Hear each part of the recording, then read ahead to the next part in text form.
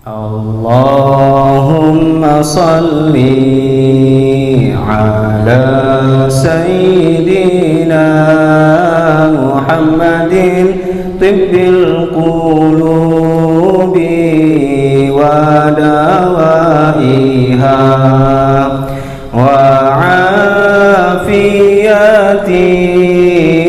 abdani wa shifaiha wa nuril absari wa diyaiha wa ala alihi wa sahbihi wa sallim.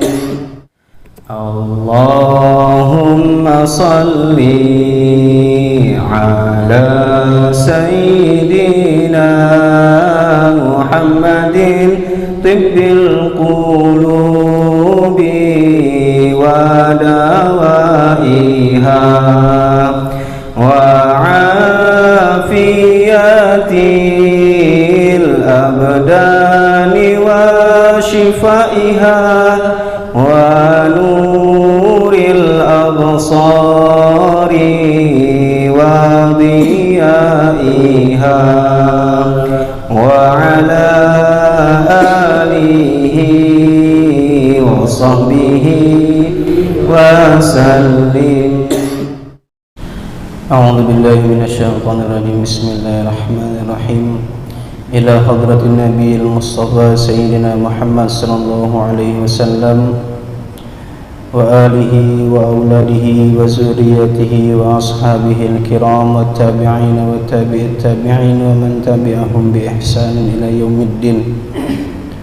Summa husulan ila Syekh Muhammad Bakhil bin Ahmad Mughni wa summa ila Syekh Abdul Aziz bin Abdul Rahman wa summa ila Syekh Salahuddin Syarbawi Al-Qadiri wa ila jami'i masyaihina wa ila hadhihi niyyah wa kulli niyatin salihah. Al-Fatihah. A'udzu billahi minasyaitonir rajim. Bismillahirrahmanirrahim. Alhamdulillahi rabbil alamin arrahmanir rahim maliki yaumiddin. Iyyaka na'budu wa iyyaka nasta'in ihdinas siratal mustaqim siratal ladzina an'amta 'alaihim ghairil maghdubi 'alaihim waladdallin. Amin. Assalamualaikum warahmatullahi wabarakatuh. Bismillahirrahmanirrahim. Alhamdulillahi rabbil alamin wa bihi nasta'in. Allahumma salli wa sallim ala sayyidina Muhammadin al-bashiril mubashshiril mustafain. Qalu subhanaka la ilma lana illa ma 'allamtana innaka antal alimul hakim. Rabbi shrah li sadri wa yassir li amri wahlul 'uqdatam min lisani yafqahu qawli.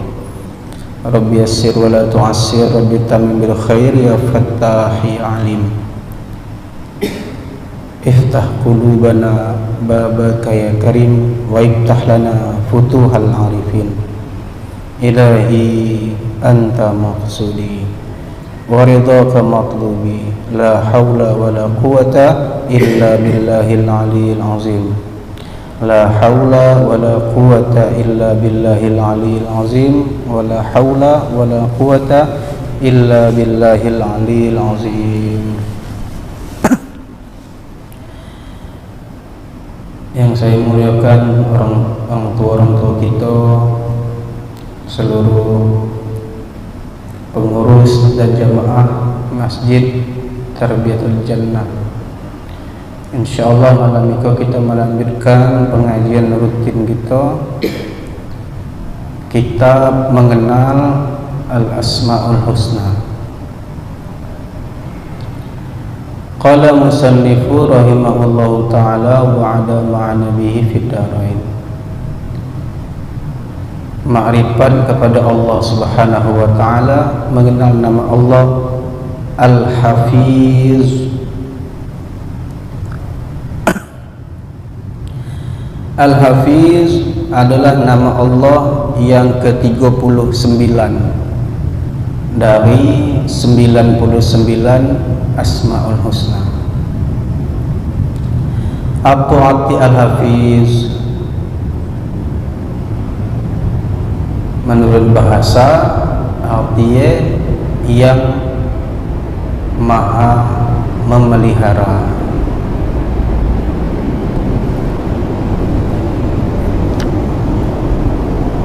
Ada hafiz, hanya panjang. Hafiz itu orang yang memelihara.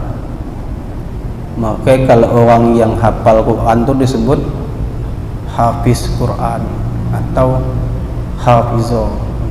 Itu yang memelihara. Memelihara apa? Memelihara hafalannya. Nah, kalau yang Asmaul Husna kok bukan hanya yang panjang tapi ia fa-nya. Hafiz itu namanya sirat mubalaghah. Jadi sangat atau maha memelihara. Kalau hafiz bisa be yang dipelihara di suatu saat hilang. Maka banyak orang hafal Quran galak hilang. Tapi kalau hafiz kok tidak bakal putus, tidak bakal hilang. Nah, karena maha memelihara. Tentang pemeliharaan Allah iko ada dalam Al-Quran disebutkan, A'udzu billahi minasyaitonir rajim, wa rabbuka ala kulli syai'in hafiz. Bahwasanya Tuhan engkau memelihara atas tiap-tiap sesuatu. Segala sesuatu tidak ada yang tidak terpelihara. Baik setiap tetes dari air, tidak ada yang luput atau lepas dari pemeliharaan Allah Subhanahu wa ta'ala.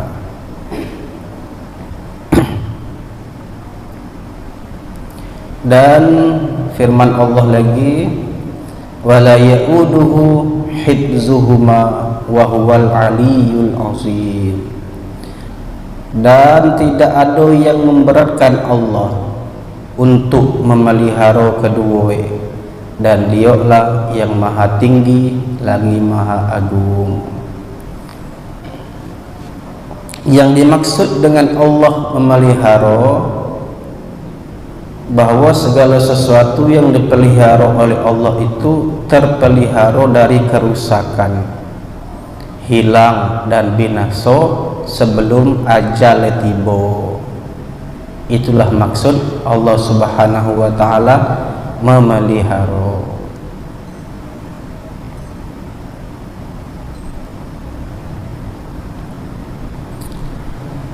Misalnya kita dibagi umur 60 tahun. Misalnya contoh bahwa seseorang itu dibagi umur atau masoe atau ajale sampai 60 tahun. Jadi selama 60 tahun itu dia akan dipelihara Allah dan tidak akan binasa, walaupun berada di tengah lautan dedewean misalnya, atau digena binatang buas, itu juga tidak akan mati selama masih ada pemeliharaan Allah Subhanahu wa ta'ala. Tapi kalau sudah batas tadi, sudah umur 60, nah dia sembunyi lah, nah dia kemana-mana lah. Kalau sudah lepas dari pemeliharaan Allah, sudah waktu ajal, pasti binasa, pasti mati. Tetapi kalau pemeliharaan Allah itu sudah habis waktu, macam mana pun kita sekuat tenaga untuk memelihara, tidak akan bisa, karena pemeliharaan yang hakiki yang dari Allah sudah habis. Apa yang dipelihara Allah, apa yang diciptakan Allah, maka Allah akan pelihara. apa yang dia ciptakan, apa yang dia buat, sudah dia buat tuh dia akan pelihara sampai batas ajal. Apa yang diciptakan Allah? Makhluk. Apa itu makhluk selain Allah? Apapun selain Allah maka itu adalah ciptaan Allah, dan itu galoi dipelihara oleh Allah Subhanahu wa taala yang bernama Al-Hafiz. Banyak nih contoh tentang macam mana Allah memelihara dari kebinasaan jika belum sampai masa tiba. Misal contoh kisah Nabi Ibrahim alaihi salam yang dilempar ke dalam api di bawah pemerintahan Raja Namrud. Dibuat unggun api gedang, dihidupi, dilempar pakai petet gedang. Nabi Ibrahim masuk dalam itu. Dalam kitab Qasasul Anbiya itu menyebutkan 4 hari 4 malam dalam itu. Tapi karena masih dalam pemeliharaan Allah, dikit dak Nabi Ibrahim tu kena api, kepanasannya ledak, sehelai rambutnya ndak ada kena api, malah masa dingin Nabi Ibrahim dalam itu. Karena masih dalam pemeliharaan Al-Hafiz, sehelai rambut Nabi Ibrahim alaihi salam pun ndak ada yang hangus terbakar. Contoh lagi Nabi Isa alaihi salam. Nabi Isa itu sudah dikepung oleh pasukan Yahudi waktu itu untuk dibunuh. Tetapi karena Allah pelihara atau Nabi Isa masih dalam masa pemeliharaan Allah Subhanahu wa taala, maka Allah angkat Nabi Isa ke langit. Maka digantikanlah seseorang pengkhianat yang wajahnya diubah seperti wajah Nabi Isa. Nah, itu namanya Yudas. Maka Yudas kok yang ditangkap tuh, Yudas kok yang dihukum salib tuh. Sedangkan Nabi Isa selamat, dia diangkat ke langit, nah, oleh Allah Subhanahu wa taala. Jadi sebagian ulama menyebut ada 4 nabi yang kini masih hidup. 2 nabi di langit, 2 nabi di bumi. Siapa yang di langit? Nabi Idris dan Nabi Isa. Nabi Idris di langit kedua, Nabi Isa di langit keempat. Kemudian di bumi ada 2 nabi juga yang masih hidup, Nabi Ilyas sama Nabi Khidir. Nabi Khidir genai di bagian laut, Nabi Ilyas genai di bagian darat. Adapun contoh orang yang mulia yang sudah habis pemeliharaan Allah Subhanahu wa taala, ada juga nabi yang sudah habis masa pemeliharaan dari Allah. Siapa? Nabi Zakaria. Nabi Zakaria aku macam tu juga dipitnah oleh orang-orang Yahudi, orang-orang kafir masa itu, dan orang-orang kena bunuh Nabi Zakaria alaihi salam. Nabi Zakaria lari, akhirnya bersembunyilah ke dalam batang gedang. Ada batang gedang, ada tempat bisa masuk dalam tu. Masuklah Nabi Zakaria ke dalam tu. Akan tetapi iblis datang. Dia beritahu ke orang-orang Yahudi yang ngejar Nabi Zakaria kalau Zakaria ada dalam batang tu. Akhirnya batang tadi digerot, bahasa gitu ya, digergaji, belah 2 Nabi Zakaria meninggal ya. Karena apa? Karena macam mana pun Nabi Zakaria alaihi salam memelihara dirinya, tetapi pemeliharaan Allah sudah habis. Walaupun beliau seorang nabi, tetap tidak bisa. Macam tu juga Nabi Yahya alaihi salam, beliau wafat pun dibunuh oleh raja yang berkuasa di saat itu di Palestina. Itu sekilas makna Al-Hafiz. Berarti yang maha memelihara itu adalah Allah Subhanahu wa ta'ala.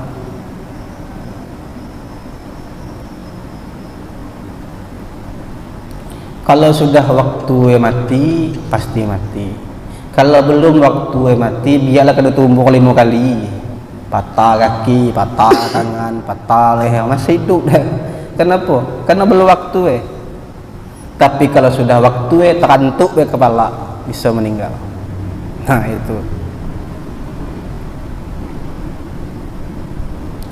Kita sudah melihat dan meyakini bahwa Allah, segala sesuatu itu dipelihara oleh Allah, dan yang dipelihara oleh Allah itu tidak akan meleset dari pemeliharaannya. Misalnya apa? Allah hendak menurunkan hujan di satu tempat. Katakanlah Allah nak menurunkan hujan di kampung kita, di Tanjung Aden. Itu akan dipelihara oleh Allah. Jangan sampai hujan itu kena ke Tanjung Pasir, kena ke Pasir Panjang. Pas tu di Tanjung Aden yang kena. Macam tu Allah memelihara.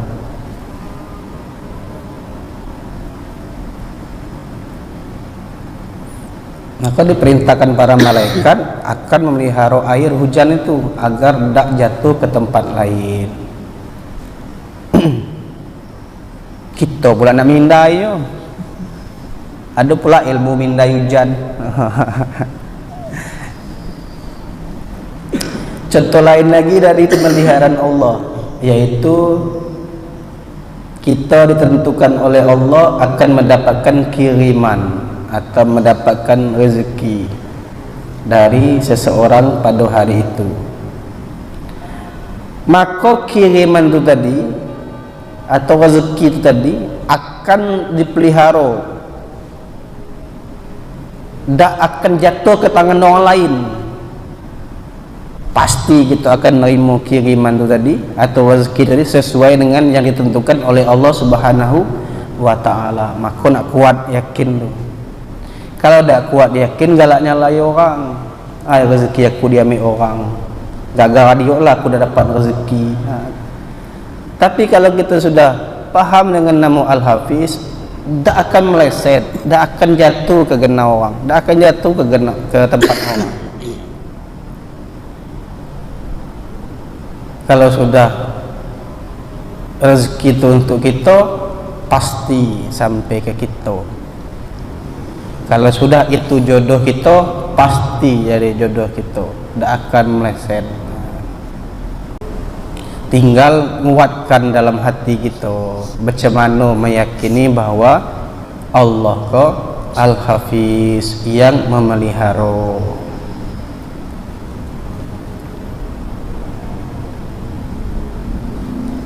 Nah, terkadang kita merasa memelihara, kita melihara benda ko sehingga benda ko masih elok atau masih ado misalnya kan. Nah, ternyata banyak juga orang melihara jodoh orang kan, pacaran dengan dia bertahun-tahun, pengantinnya dengan orang. Dia menanam kebun panennya orang. Nah, terus kalau sudah macam tu, kalau Allah sudah yang maha memelihara, ngapa pula kita disuruh memelihara juga? Ngapa pula kalau motor tu dikunci setang misalnya? Ngapa pula rumah tu digembok misalnya? Sedangkan pemeliharaan Allah tidak ada akhirnya dan pemeliharaan kita terbatas. Lalu apa gunanya kita memelihara dan diperintah untuk memelihara, baik memelihara diri, harta, anak dan lainnya, sedangkan pemeliharaan Allah itu sudah ada? Maka jawabannya adalah tujuan Allah memerintahkan kita untuk memelihara yaitu untuk memberikan kita pahala, memberikan kita ganjaran. Itulah cuman. Maka kata guru kita, usaha dak usaha itu dak nambah rezeki, dak ngurangi rezeki. Usaha atau dak usaha itu dak nambah atau ngurangi rezeki. Rezeki kita sebatas itulah. Cuman kalau usaha kita baik, kita dapat pahala. Kalau usaha kita jahat atau yang diharamkan, maka kita dapat dosa. Macam tu juga lah. Kita nyago itu, kita memelihara itu karena perintah Allah, supaya kita dibagi pahala, supaya kita dibagi ganjaran.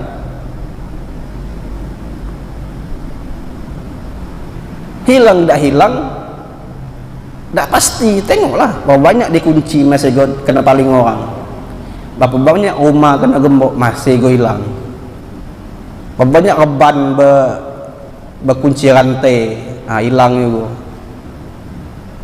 Cuman kita tadi melakukan syariat, melakukan perintah Allah untuk memelihara. Betul itu juga dengan anak bini, kita serahkanlah pemeliharaan anak dan istri kita kepada Allah Subhanahu wa ta'ala. Dak telap gitu 24 jam ngontrol, apalagi anak tu sekolah misal, bini tu kerja, tak tahu gitu. Maka kita mintalah pelihara kepada Allah Subhanahu wa ta'ala. Asalkan dalam memelihara itu kita tak melewati batas. Artinya apa? Sesuai dengan batasan-batasan yang dibolehkan oleh Allah Subhanahu wa ta'ala. Allah memerintahkan kita memelihara, sekalipun pemeliharaan kita pada hakikatnya tidak ada arti sama sekali. Agama kita menganjurkan kalau mau tidur malam rumah dikunci. Apabila kita sudah melaksanakan perintah Allah, berarti kita sudah memelihara dan kita diberi ganjaran oleh Allah Subhanahu wa ta'ala, sekalipun pemeliharaan Allah yang sebenarnya berlaku. Allah yang menutupi hati para pencuri agar tidak membongkar pintu untuk masuk. Allah yang memelihara diri kita agar tidak kehujanan dari petir dan lain-lainnya. Jika kita melampaui batas dalam memelihara, misalnya tidak yakin dengan pemeliharaan Allah, atau merasa bahwa terpeliharanya kita semata-mata kita yang memeliharanya, maka kita tidak akan diberi ganjaran pahala dari pemeliharaan Allah. Katakanlah selama itu kita merasa kita lah yang memelihara, kunci kau lah yang buat aman, rantai kau lah yang buat tidak ada dibuka orang. Selama itu berarti kita tidak dapat pahala. Ngapa? Karena kita merasa kita yang meliharanya. Tapi kita tadi supaya dapat kebaikan di sisi Allah, supaya mendapat ganjaran di sisi Allah, supaya dapat pahala di sisi Allah, kita menyerahkan pemeliharaannya kepada Allah Subhanahu wa ta'ala. Kita cuma melakukan perintah suruh nyago, suruh kunci macam tu hilang dah hilang, jangan nyalakan kunci. Kunci kok ada elok misalnya, tidak.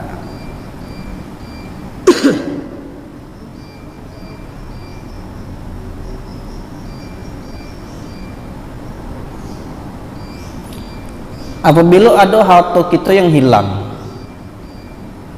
padahal kita sudah mempercayakan seseorang untuk menjaga dan dia sudah melaksanakannya, jangan sampai orang yang menjaga itu kita marahi, karena kita yakin bahwa Allah Subhanahu wa ta'ala Al-Hafiz atau pemelihara yang sebenarnya. Kita harus yakin bahwa yang demikian itu karena pemeliharaan Allah Subhanahu wa ta'ala sudah habis. Katakanlah kita punya motor, hilang. Nah, maka dalam hati kita berarti masa pemeliharaan Allah sudah habis. Jangan nak nyala-nyalai orang lagi. Sudah nak nyari dukun pula nunjukkan siapa maling, macam-macam. Ada kisah orang yang sangat kaya, rumah besar, ada garasi mobil, mobilnya ada 3. Depan rumah tu ada pagar, ada gerbang, sapamnya 3. Malam tu dinas sapamnya 3.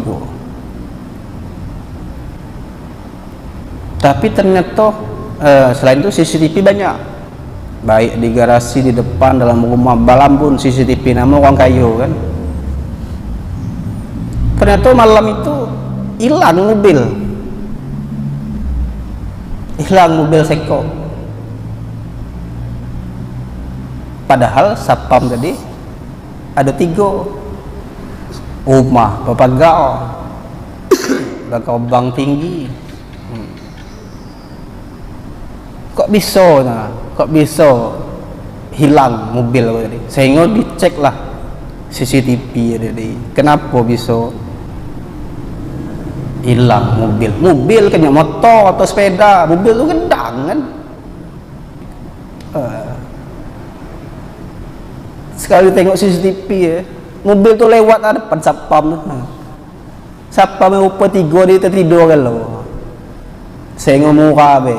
Pencuri dia ngambil lewat depan muka sapam tu. Sapam ni tidur kan lo ketiga. Artinya di malam itu Allah tidur kan ketiga-tiga. Karena masa pemeliharaan ini sudah habis. Nah,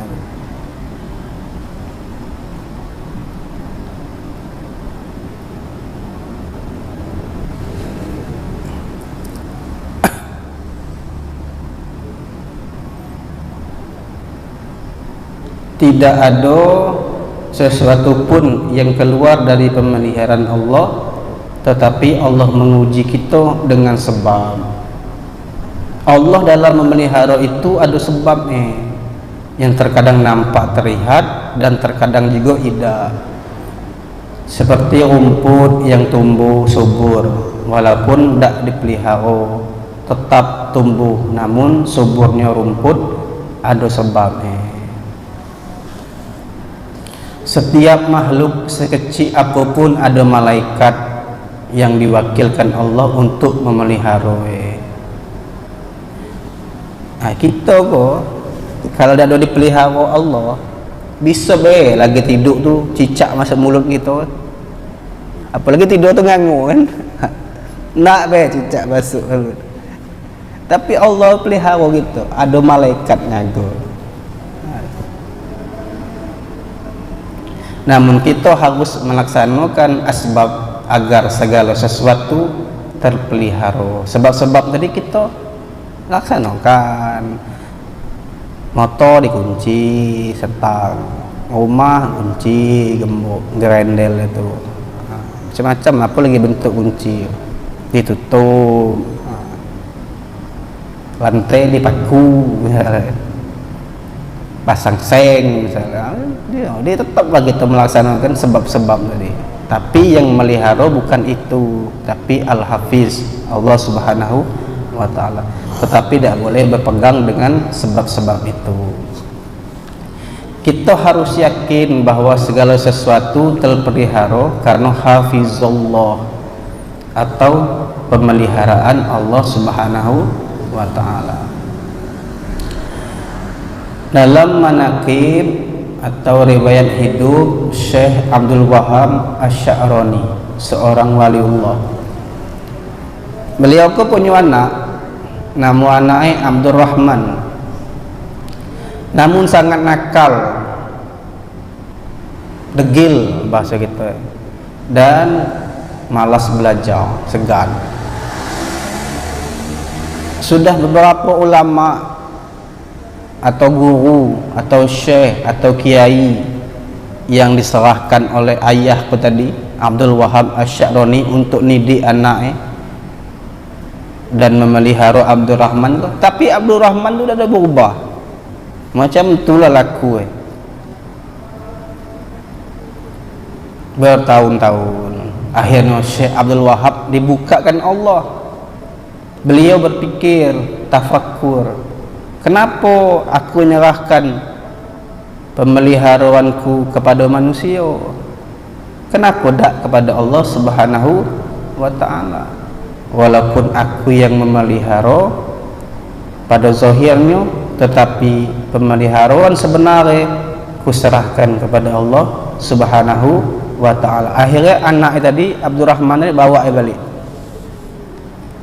Setiap malam Syekh Abdul Wahab tadi Asy-Sya'rani tadi mendoakan, berdoa meminta kepada Allah yang bernama Al-Hafiz agar terpelihara dari kejahatan dan kejahatan orang-orang jahat. Akhirnya Abdurrahman berubah total. Dia menjadi orang yang rajin belajar dan taat kepada Allah Subhanahu wa ta'ala. Dan beliau pun menjadi seorang waliullah. Barulah Syekh Abdul Wahab sadar bahawa yang benar itu menyerahkan segala sesuatu itu kepada Allah Subhanahu wa ta'ala. Kemudian barulah kita jalankan syariat tadi.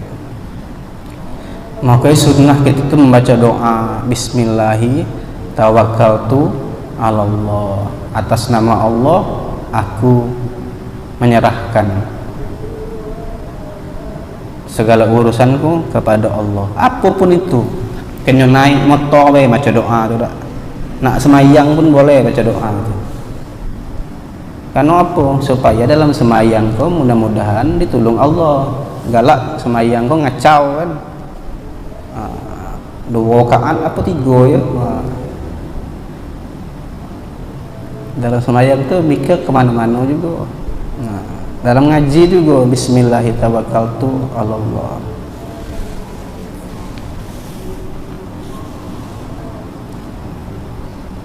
Apabila kita sudah beriman kepada Allah yang Maha Memelihara, maka akan timbul satu akhlak yang mulia.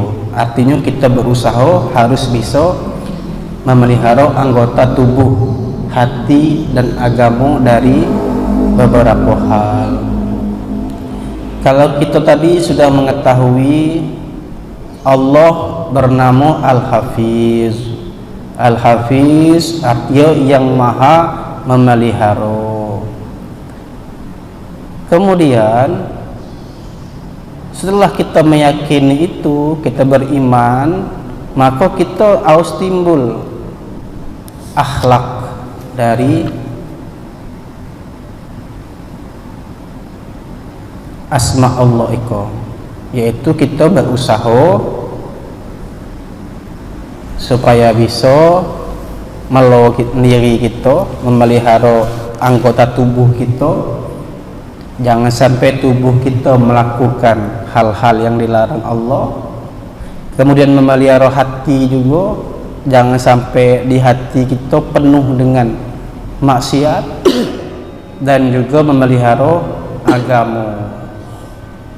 Dari apa be? Pertama, kita memelihara diri dari kekuasaan marah.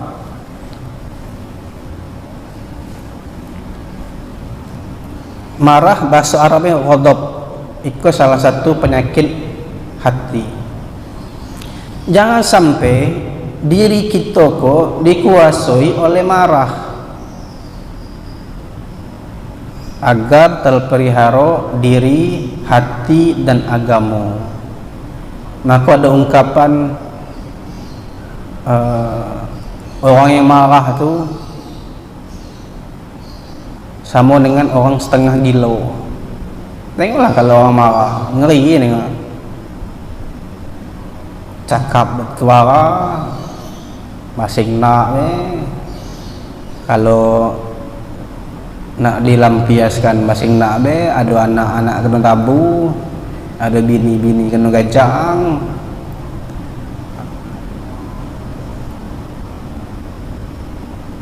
Jadi kita diminta untuk memelihara diri dari kekuasaan marah. Terkadang orang yang marah itu bisa lupa diri sehingga hati rusak.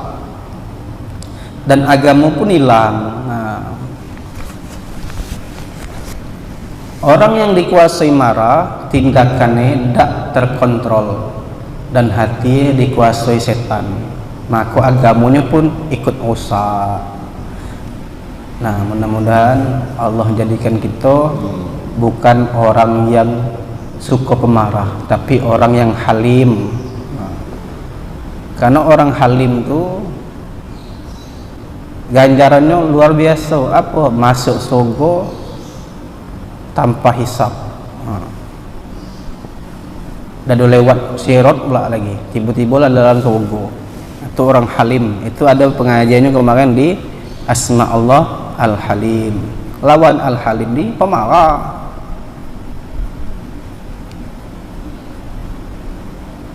Orang ngapa tidak ke kena marah, ngapa nengok? Mau nengok, apa salah nengok? Marah go. Tema kamu. Yang kedua, memelihara diri dari cakaran syahwat, cengkraman syahwat. Syahwat itu apa? Ada namanya hawa. Hawa itu keinginan-keinginan, kemauan-kemauan. Nafsu itu apa? Nafsu itu sifatnya memerintahkan kita, mengajak kita kepada sesuatu yang jahat. Innan nafsa la ammaratu bisu. Sesungguhnya nafsu itu memerintahkan atau mengajak atau condong kepada sesuatu yang jahat. Tambah pula syahwat. Syahwat apa lagi? Kuat keinginan dia. Keinginan untuk berbuat sesuatu itu sangat kuat, nian. Nah, bahasa kita tak telah tegak lagi.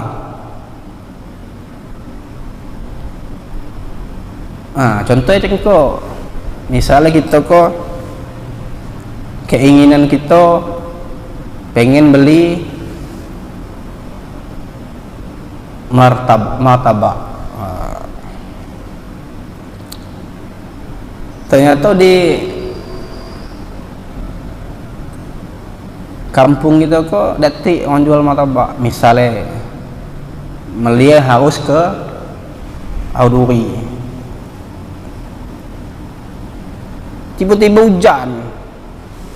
Apilah jam 11, hujan lebat. Tapi karena sudah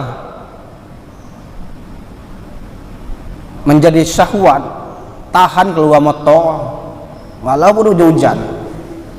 Yang penting martabak dia dah dapat. Itu yang kalau syahwat. Itu contoh yang hal yang mubah. Kini kita contohkan hal yang haram. Misalnya pengenian dengan betino tu dan nak. Macam mana cara betino tu nak? Akhir semacam gawe. Atau pengen harta, walaupun harta kau warisan dulu berdulu, tahan berbala dulu berdulu. Yang penting benar kau dapat. Kadang orang tua juga malah dimusuhi, dilawan. Yang penting harta kau dapat. Macam tu bahaya daripada syahwat tadi.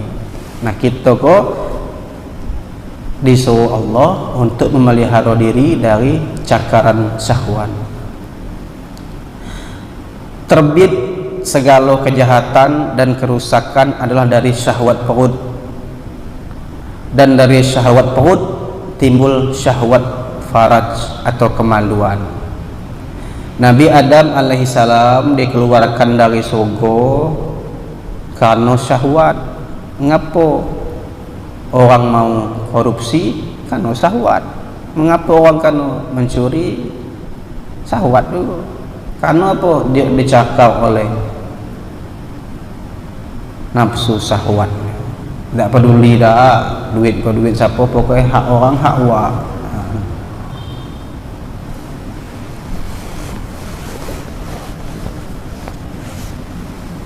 Itu yang kedua. Yang ketiga, memelihara diri, hati dan agama dari tipu daya nafsu. nafsu bisa memperalat agamu demi mencapai kepentingannya. Nafsu dengan tipu daya apabila bisa menyuruh kita beribadah dan beramal sosial. Seseorang yang sosial, yang suka menyumbangkan harta, namun apabila orang tua atau keluarga dekat dia yang berhajat, dia pelit, berarti dia sudah tertipu oleh nafsunya. Nafsu ku apa lagi? Tadi kita sebutkan syahwat. Nah, ikon nafsu. Ada beda nafsu dengan syaitan, dan kedua-dua kok adalah musuh kita. Setan musuh dari luar, nafsu musuh dari dalam. Tapi setan dengan nafsu kok tugasnya beda-beda. Kalau dia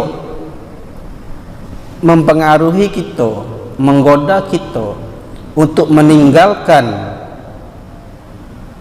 apa yang diperintahkan Allah, berarti itu gawe setan.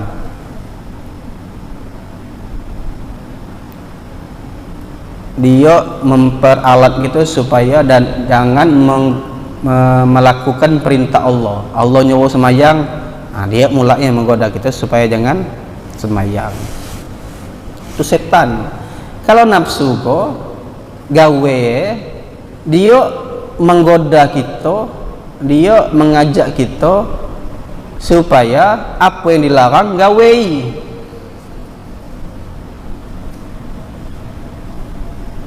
Paham tak maksudnya? Kan ada perintah, ada larangan. Kalau perintah, Allah memerintahkan, tugas untuk jangan sampai dilakukan perintah Allah kok, itu gawe setan. Sedangkan Allah ada larangan, jangan macam-ko, itu tugas supaya dilakui adalah gawe nafsu. Allah melarang berzina, tapi dia berzina, itu nafsu sudah. Allah melarang berjudi, tapi dia berjudi, itu nafsu. Apa yang dilarang tapi dia lakukan, maka dia sudah tertipu daya oleh nafsunya. Nah, kadang dalam semayang dululah kita kok di kacaunya kan. Apa contohnya dalam ibadah, misalnya ibadah yang di bawah hawa nafsunya, dia semangat kalau melakukan ibadah sunat, tapi dia segan kalau melakukan ibadah wajib. Itu tanda ibadah dia ibadah dengan nafsu. Yang wajib-wajib lesu deh, tapi yang sunat-sunat semangat. Tahu maksudnya? Sembahyang 5 waktu segan, tapi semeng duha tiap pagi. Upoi duha ini minta rezeki kan. Tapi kewajiban dia tinggal. Padahal kalau ibarat jual beli, ibadah yang wajib itu adalah modal. Ibadah sunat itu adalah untung. Bagaimana bisa untung kalau modal belum balik? Banyak melakukan sunat tapi ibadah wajib tinggal. Ada untungnya hari kok? Ada. Banyak modal lah balik belum. Macam mana pula tuh? Usaha untung ada, modal belum balik. Itu galak-galak ditipu sama nafsu gitu. Sudah tuh milih salah satu ibadah dengan nafsu tuh, milih mana pahala yang banyak. Itu gawenya. Ada 2 ibadah, kau pahala sekian, kau pahala sekian. Mana yang banyak? Itu yang gawenya. Yang pahala dikit dia dan nak deh. Itu ibadah dengan nafsu juga. Itu padahal ibadah juga tuh bentuk macam kau tadi juga.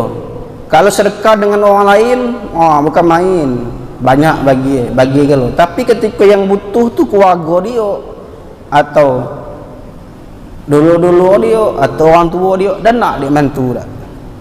Itu juga ternyata dia tadi beribadah, bersedekah, membantu tadi tertipu oleh nafsunya dia.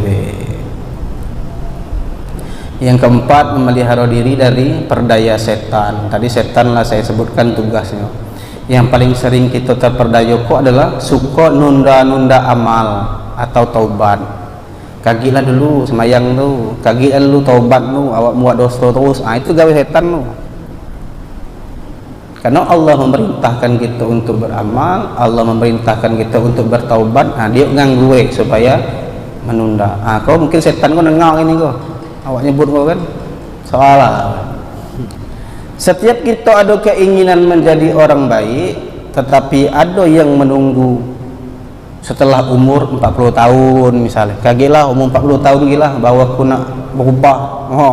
Kagilah kalau aku lah pengantin bahawa aku nak baik. Kagilah kalau aku lah pensiun baru nak masjid terus. Itu juga tu. Kenapa? Karena dia tertipu atau terperdaya oleh setan, ditunda-tunda terus. Kagilah kalau aku lah jadi Pak Haji baru nak misalnya kan, semacam lah. Sehingga jika ada gertak hati kita untuk berbuat baik, cepatlah laksanakan, jangan lagi ditunda. Jika kita sering menunda, gertak hati itu bisa datang lagi. Apabila gertak hati untuk berbuat baik tak datang lagi, maka itu pertanda su'ul khotimah, mati dalam keadaan dado elok. Na'udzubillahi min zalik. Nunda terus, timbul dewek dalam hati itu. Semayang, kagilah. Ada lagi tu nafsu setan. Macam tu terus dia memperdaya kita kok. Kalau kita sering menunda, itu takutnya kaki mati dalam keadaan su'ul khotimah. Su'ul khotimah ku apa? Kita ko yang nentukan kita ko baik apa dah menang apa kalah di ujung kaki, di mati kaki. Ibarat main bola tu, terserahlah nak pelanggaran berapa, kartu kuning berapa, yang penting berapa skor yang menang 1-0 misal. Yang tetap yang satu kau menang, walaupun lah banyak apanya lagi kan, alasan-alasan kalah tetaplah kalah. Macam itulah kita kok di ujung kayak gitu kok. Takutnya kita kok selama hidup bukan main nampak taat, mati dalam keadaan su'ul khotimah. Atau terbalik, nampak di kita orang kemaksiat, mungkin dia lagi mati dalam keadaan husnul khotimah. Maka kita berdoa kepada Allah terus menerus, mudah-mudahan Allah jadikan kita mati dalam keadaan husnul khotimah. Amin ya rabbal alamin. Dengan memelihara diri dari yang 4 macam ikut tadi. Pertama, memelihara diri dari kekuasaan marah. Kedua, memelihara diri dari cakaran syahwat. Ketiga, memelihara diri, hati dan agamu dari tipu daya nafsu. Dan keempat, memelihara diri dari perdaya setan. Maka diri kita akan selamat, hati menjadi baik dan agamu terpelihara. Apabila agamu dan hati terpelihara, maka segala macam amalan yang baik-baik mudah mengerjakannya. Nak buat baik gawe tu. Apa-apa dikit nak buat baik tanpa diniatkan pula, sudah jadi kebiasaan dia.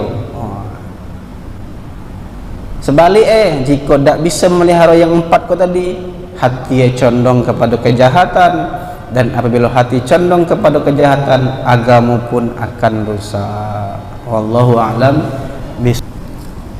Kita kirimkan Al-Fatihah dulu buat salah satu jamaah kita yang kemarin meninggal dunia, Raden Abdurrahman bin Raden Ibrahim. Ila hazihi niyah wa kulli niyatin salihah ila hadratin nabiyil mustafa sayyidina Muhammad sallallahu alaihi wasallam khususan ila ruh Raden Abdurrahman bin Raden Ibrahim Syai'ullah Lamul Fatihah. A'udzu billahi minasyaitonir rajim. Bismillahirrahmanirrahim. Alhamdulillahi rabbil alamin arrahmanir rahim maliki yaumiddin. Iyyaka na'budu wa iyyaka nasta'in ihdinas siratal mustaqim siratal ladzina an'amta 'alaihim ghairil maghdubi 'alaihim waladdallin. Wallahu a'lam bishawab. A'udzu billahi minasyaitonir rajim. Bismillahirrahmanirrahim. Alhamdulillahi rabbil alamin. Allahumma shalli wa sallim ala sayyidina Muhammadin al-basyiril mubashshiril mustafain. Allahumma inna na'udzu bika wa natawassalu ilaika wa natawajjahu ilaika wa natadarra'u ilaika bi asma'ikal husna huwallahu rahmanir rahimul malikul quddusus salamul mu'minul muhaiminul azizul jabbarul mutakabbir al khaliqul bari'ul musawwirul ghaffarul qahharul wahhabur razzaqul fattahul alim al qabidul basitul khafidur rafi' al mu'idul mudillus sami'ul basirul hakamul adlul latiful khabir al halimul azim al ghafurus syakur al aliyul kabir al hafizul muqin al hasibul jalil al karimur raqibul mujibul wasi'ul hakimul wadudul majidul ba'ithus syahid al haqqul wakil al qawiyul matin al waliyul hamid al muhsin mubdi'ul mu'in al muhyil mumin al hayyul qayyum al wajidul majidul wahidul ahad as samadul qadirul muqtadir al muqaddimul muakhir al awwalul akhir az-zahirul batin al-walil muta'alil barut tawwabul muntaqim al-afu ra'ufu malikul mulki zul jalali wal ikram al-muqsitul jami'ul ghaniyul mughnil mani' adarun nafi' an-nurul hadi al-badi'ul baqi al-warithur rasyidus sabur. Allahumma anfa'na bima 'allamtana wa 'allimna ma yanfa'una warzuqna fahman nafaqahu bihi awamiraka wa nawahiyaka wa nas'aluka fahman nabiyyin wa hifzal mursalin wa ilhamal malaikatil muqarrabin wa hdina bihidayatil arifin wa ansur alaina min khazaini rahmatika ya arhamar rahimin. Allahumma aghnina bil ilmi wa zayyinna bil hilmi wa akrimna bit taqwa wa jamilna bil afiyah. Rabbana la tuzigh qulubana ba'da idh hadaitana wa hab lana min ladunka rahmatan innaka antal wahhab. Rabbana atina fid dunya hasanah wa fil akhirati hasanah wa qina adzabannar. Wa sallallahu ala sayyidina Muhammad walhamdulillahi rabbil alamin. Assalamualaikum warahmatullahi wabarakatuh.